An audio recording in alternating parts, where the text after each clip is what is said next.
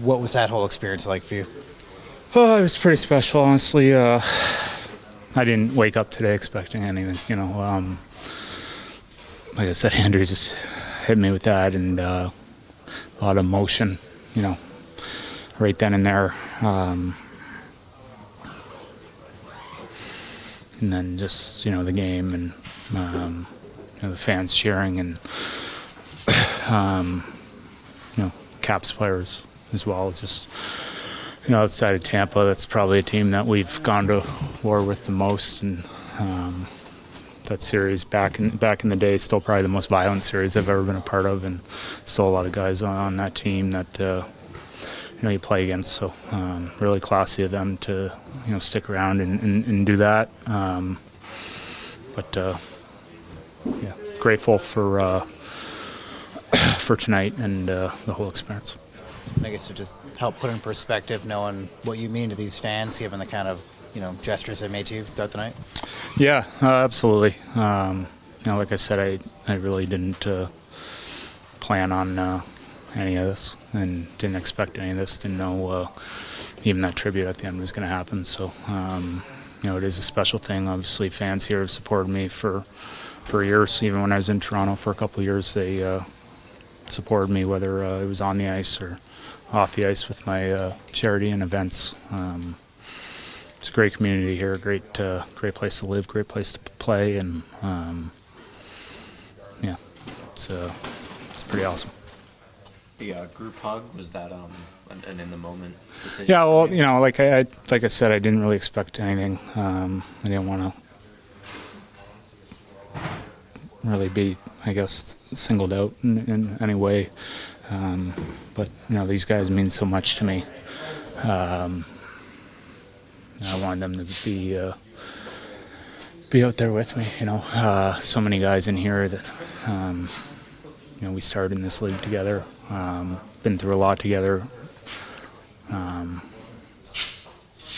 Watch them all get married, have families, grow up.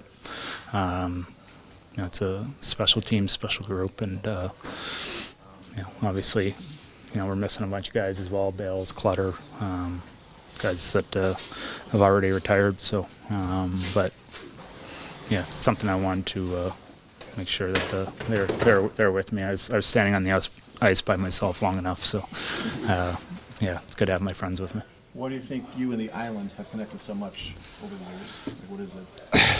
I don't know. I always say between, Clarkie kind of showing me my first few years, going to his charity events in a lot of ways, taking me under his wing, and always kind of telling me how important it is to get involved and how great the people are here, and Boomer as well a little bit later.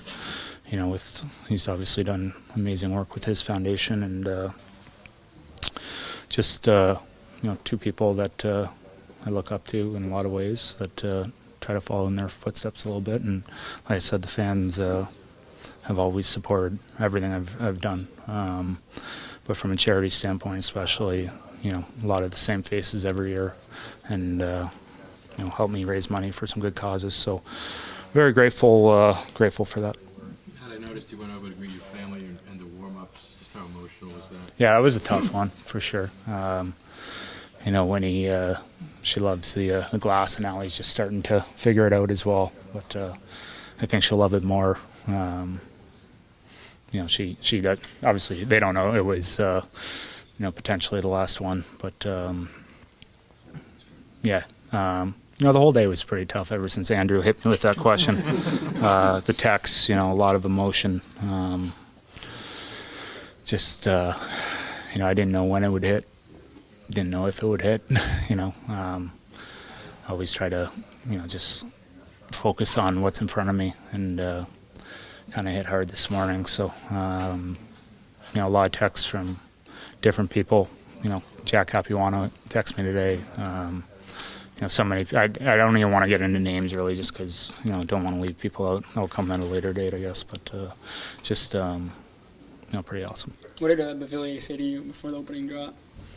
He asked me if I want to go. So He's a scrappy little guy, though. You got to be careful with him. But Bo's another guy. Just such a big piece of this team and the runs we're on, and love him when he loves him. And so just so many guys you play with or play against over the years that you have so much respect for, especially on that side. Pretty cool moment. What's it mean to you to be a part of the team that probably had the most successful run the Unders have had since the 80s? Yeah, it's certainly great memories and heartbreaking ones at the same time. That's Game 7, losing 1-0 on a shorthanded goal is, still the most emotional I've probably ever been, and most of the guys in this room will probably have ever been. And we had great teams those years, and it was just such a good run. Even the bubble, being away from your family for 2.5 months, but made us so close as a team. And while it was tough in the moment, it's something you look back on and can find appreciation for. Like I said, it's a special team, special group, and we do have some strong memories together, but fell short, but that's how life goes.